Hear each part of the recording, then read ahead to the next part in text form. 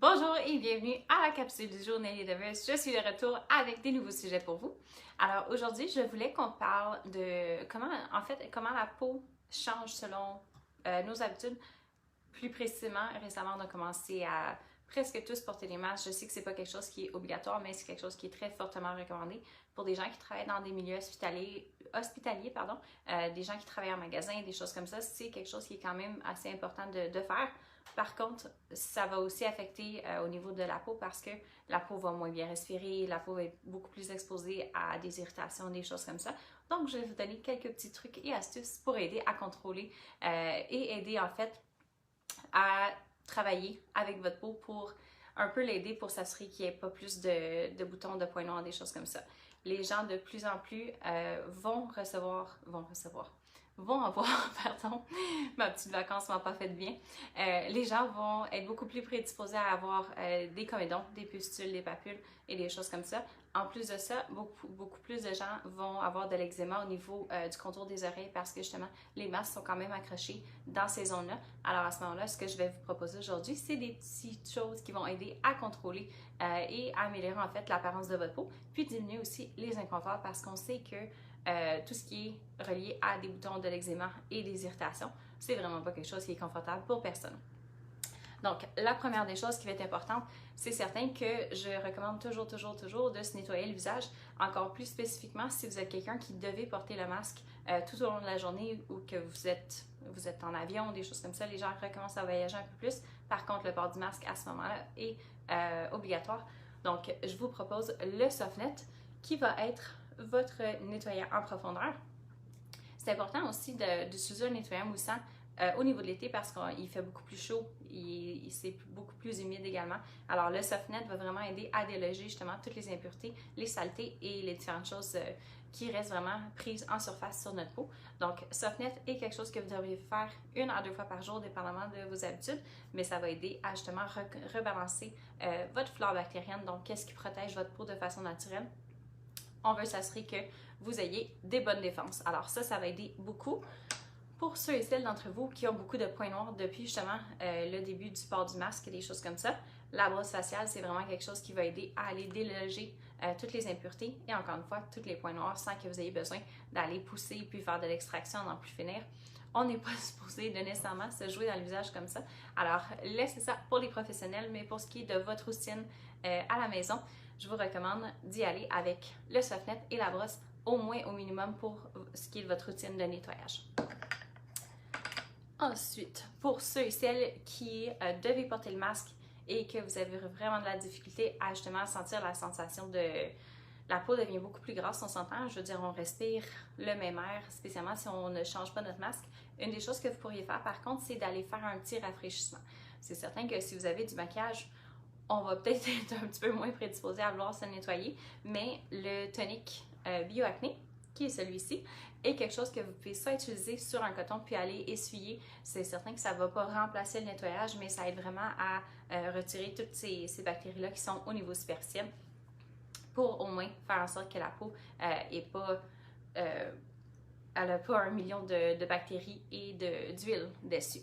Alors, il y a l'option d'aller le mettre sur un coton et d'essuyer, comme j'ai mentionné. Sinon, simplement d'aller le vaporiser. C'est quelque chose qui va quand même aider beaucoup, justement, au niveau de la prolifération bactérienne pour s'assurer qu'il n'y ait pas encore plus de pustules et de papules, puis que la peau reste en santé.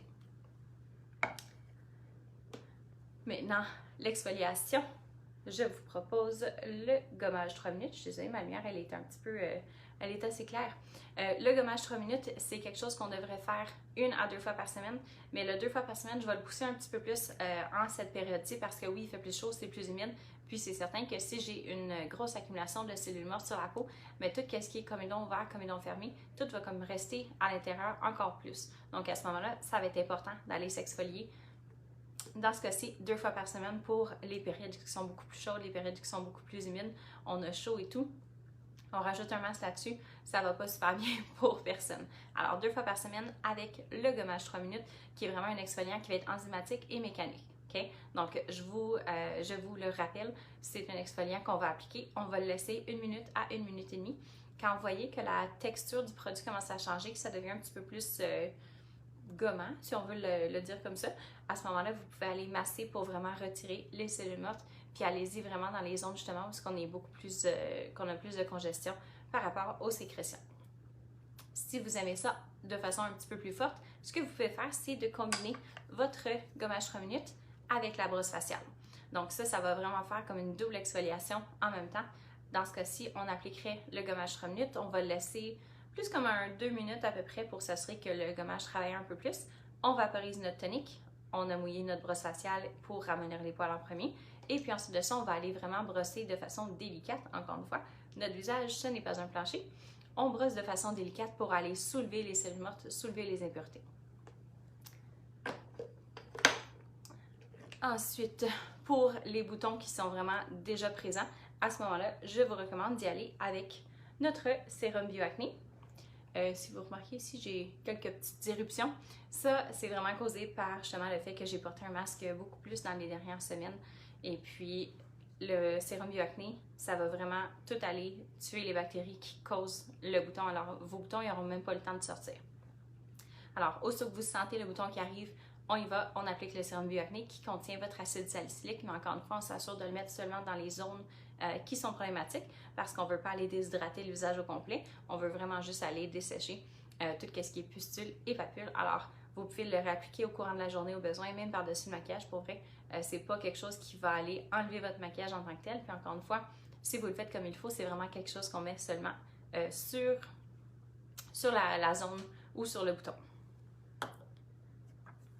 Et finalement, pour ce qui est de l'hydratation, donc c'est certain que si vous savez que vous allez avoir excessivement chaud, vous savez que vous allez avoir le visage qui est comme caché pas mal toute la journée, on ne veut pas nécessairement se maquiller au complet, on ne veut pas mettre des sérums, des huiles, des crèmes, plus la crème solaire, toutes les choses comme ça. Alors ce que je vous propose, c'est d'aller pour une routine qui est un petit peu plus minimaliste au niveau de votre routine d'hydratation.